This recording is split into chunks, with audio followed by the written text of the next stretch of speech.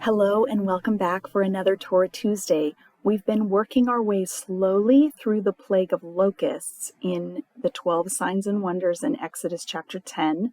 And this is the third installment on this particular plague. This has been taking us longer because we're in cycle 3, in which each of the descriptions of the signs and wonders is more lengthy and more intense.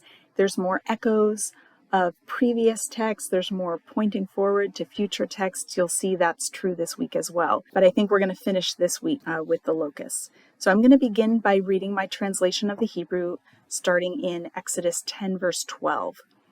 Up through verse 20. So Yahweh said to Moses, "Stretch out your hand against the land of Egypt to the locusts, that they may come up against the land of Egypt and eat every green plant of the land, all that the hail has left." So Moses stretched out his staff against the land of Egypt, and Yahweh led forth an east wind over the land all that day and all night.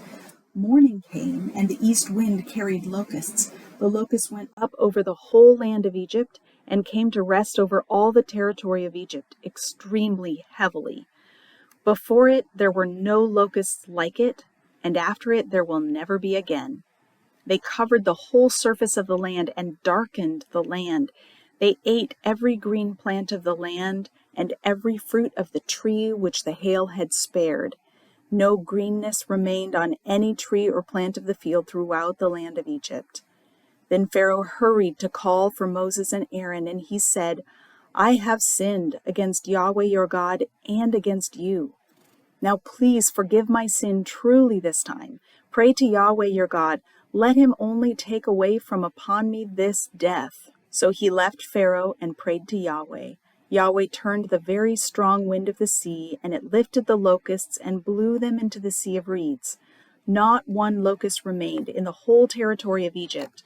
But Yahweh strengthened the heart of Pharaoh, and he did not send away the Israelites. God could have, of course, just sent the locusts, but he involves Moses in a performative sign in which he extends his staff against Egypt, and the locusts come. This is portrayed as a weather event, not just another swarm of insects like we had in cycle 2. It's a weather event because the east wind brings the locusts, and because they darken the land. We talked last week about the possibility that they're darkening the sun, and so that would give us all three of the signs in this last cycle as weather events: hail and locusts that are brought by wind that darken the sun, and then darkness. There's a word play I wanted to show you in verse 13 where it says Yahweh led forth an east wind. The word here is nahag.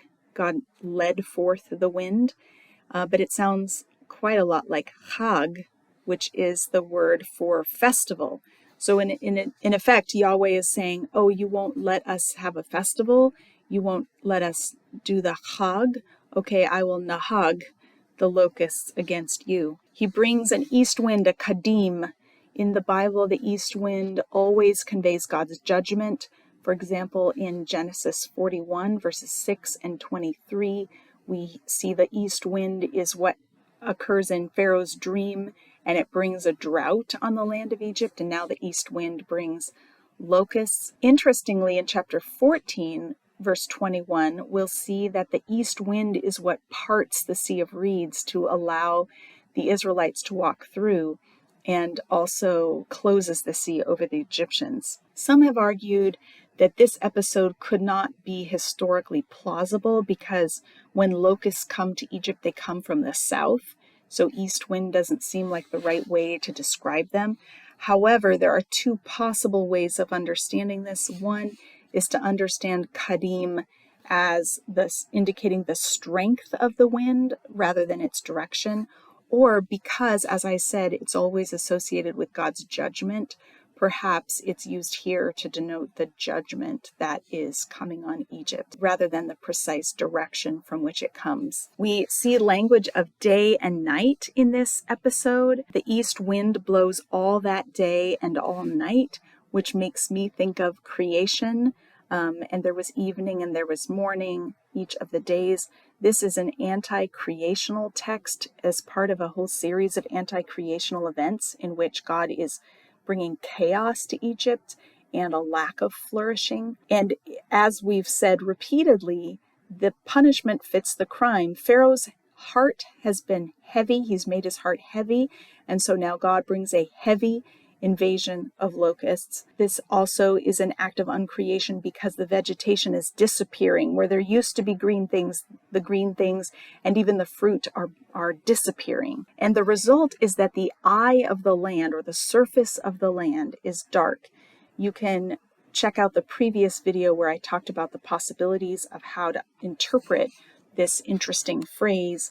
It's possible here that the locusts are obscuring the sun, that there's so many of them coming that it actually shadows the land and obscures the sun, or there are so many locusts that they're covering the ground so that it appears dark. Either as a possibility of why it says it darkened the land. There's a contrast here with chapter 16, verse 13, when the Israelites are in the wilderness and God provides quail that covers the land, and they find manna in the morning. So here we have in the morning locusts covering the ground. So it's an expression of judgment, whereas in chapter 16, it's an expression of God's provision. So even the language itself sets up a contrast between how God is interacting with the Egyptians and with the Hebrews. Pharaoh doesn't like this, and he calls Moses and Aaron and says he's guilty of sin. This time he's admitted to having sinned before, but this time he admits a horizontal dimension to the sin. He's sinned against Yahweh and against you. He requests forgiveness using an idiom, lift up.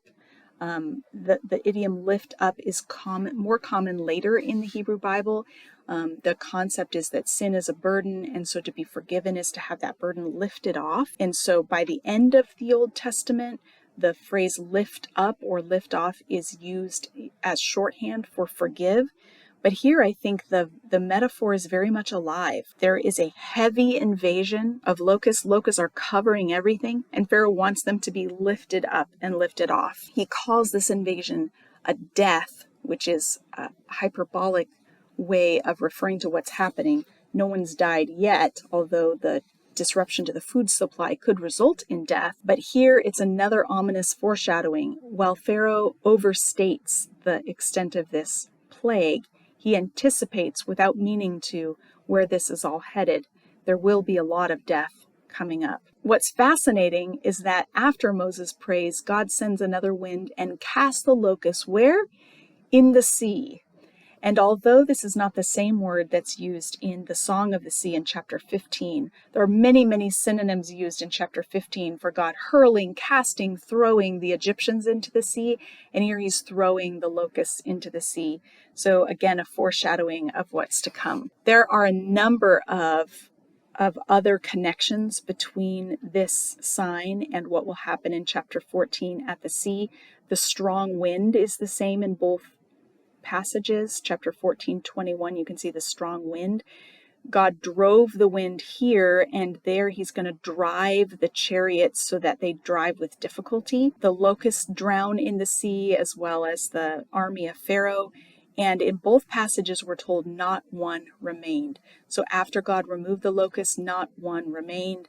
And after he drowned the army of Pharaoh in chapter 14, verse 28, not one remained. So I hope it's obvious from this exploration of the signs and wonders so far that there's lots of literary artistry going on that encourages us to look back and to look forward.